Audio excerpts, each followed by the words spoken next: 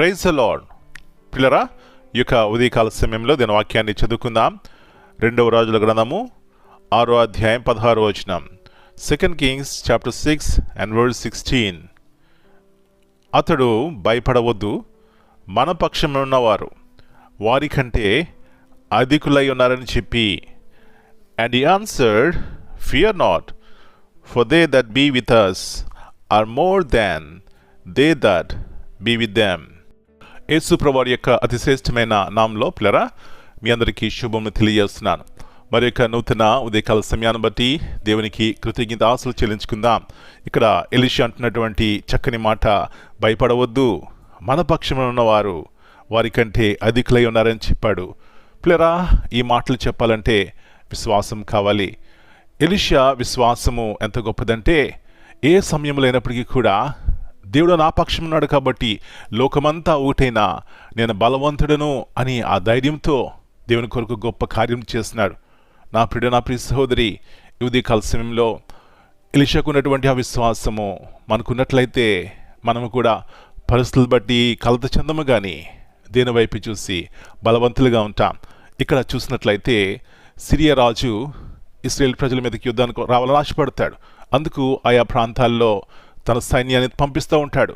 ఈ విషయాన్ని ఎలీషా గుర్తించి మరి ఇశ్రాయేల్ రాజును హెచ్చరిస్తూ ఉంటాడు, అలా పలాని చోటుకు వెళ్ళవద్దు, అక్కడ సిరియా సైనికులు ఉన్నారని. అప్పుడు సిరియా రాజుకు డౌట్ వస్తుంది, ఎవరు మన యొక్క దేశం నుంచి ఈ సమాచారాన్ని ఇశ్రాయేల్ రాజుకు చెప్తున్నారు అన్నప్పుడు ఆ పనివారిలో ఒకడు అంటాడు, అయ్యా ఆ దేశంలో ప్రవక్త అయినటువంటి ఎలీషా ఉన్నాడు అంటాడు. వెంటనే సిరియా రాజు అంటాడు, అయితే వెళ్ళండి అని కొంతమంది సైన్యాన్ని పంపించి ఎలీషాను తీసుకురమ్మన్నప్పుడు వెళ్తారు. ఆ సమయంలో ఎలీషా యొక్క పనివాడు పొద్దున లేచి చూస్తాడు, అమ్మో మన చుట్టూ గొప్ప సైన్యం ఉంది అని ఆ పరుగుని ఎలీషా దగ్గరికి వెళ్ళినప్పుడు, ఎలీషా పిల్లరా తను ఎంతో నెమ్మదిగా ఏ విధమైనటువంటి కలత చెందకుండా అంటున్నటువంటి మాటలు, అతడు భయపడవద్దు, మన పక్షంలో ఉన్నవారు వారికంటే అధికులై ఉన్నారని చెప్పాడు. నా ప్రియ సహోదరి, ఎలీషా యొక్క దేవుణ్ణి మనం ఆరాధిస్తున్నాం.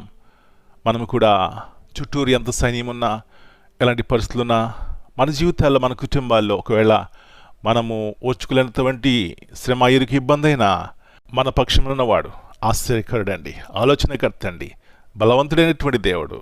కాబట్టి విశ్వాసంతో మన యొక్క జీవితమును ఆయన చేతిలో పెడితే ఎంతో నెమ్మదిగా ఎలీషా వలె మనం కూడా గొప్ప నిరీక్షణతో భయపడకుండా జీవిస్తాం.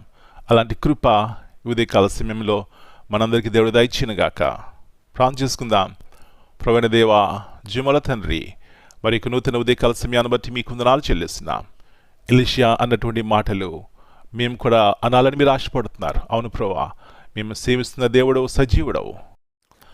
కాబట్టి ఈ ఉదయకాల సమయంలో మీ వైపు చూసి బలవంతులుగా ప్రభువా నిరీక్షణ కలిగి జీవించడానికి సహాయం చేయమని మనం చేతిగా అప్పగించుకుంటున్నాం.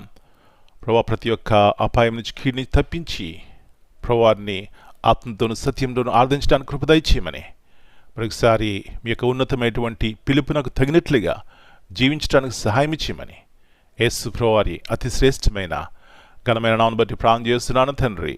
Amen. God bless you all.